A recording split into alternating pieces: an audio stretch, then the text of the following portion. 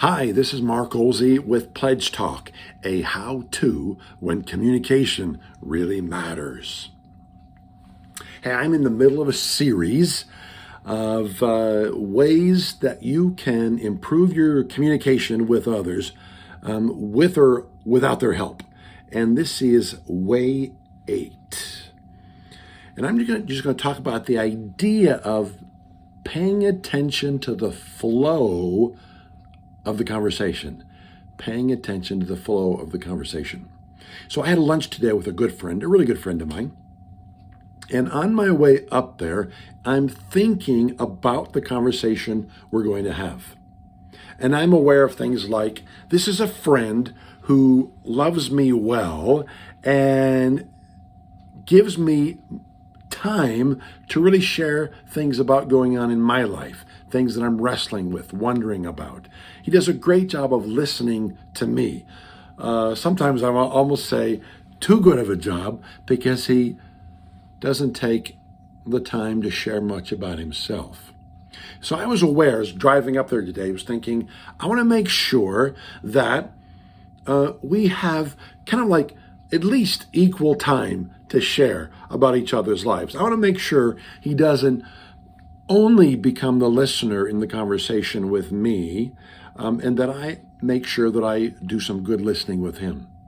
So I was aware of thinking of that on the way up, of the flow of the conversation. What's it going to look like? And sure enough, when we sat down to eat, he immediately began asking questions about what's happening with PLEDGEtalk and how we're doing and so forth. And he began just asking good questions. And I felt honored to do that. And part of what I'm learning at doing is when someone asks me the question is, I want to also feel free to voice what's happening and to appreciate the other person taking the time to do that. So I was sharing. I was also aware that time was going on, however, and I did not want to take up all of our time. So after about halfway through our conversation, I then turned things and I said, friend, tell me about what's going on in your life. What about this? What about that? And he began to do the same and began to share with me about things he was thinking through and talking or wondering about and wrestling through and working through in his life, which I really appreciated. I wanted to hear what was going on in his life. And then something happened.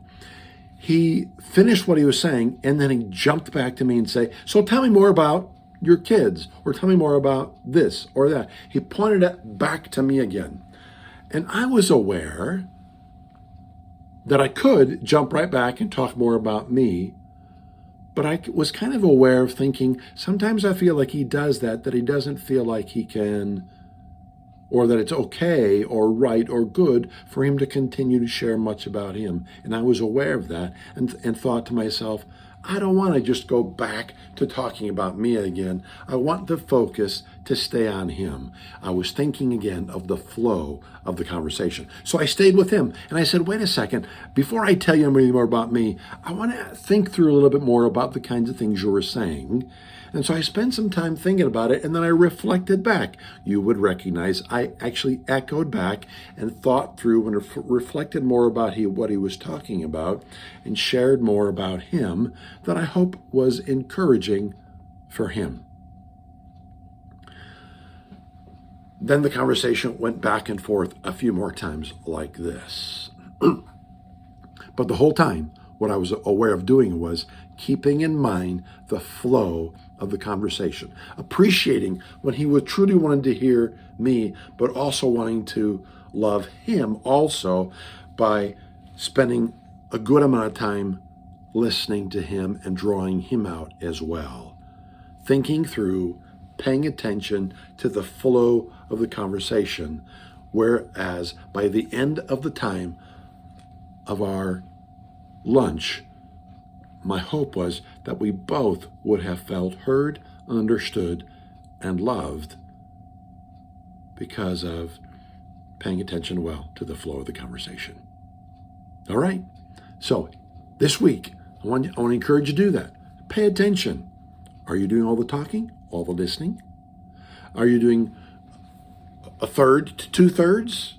Do your best at balancing the flow of listening and talking and paying attention to the flow of conversation. That's way 8 of improving your communication with others, with or without their help. All right, that's it. Mark Oelze here with Pledge Talk. Learn more at community.pledgetalk.com.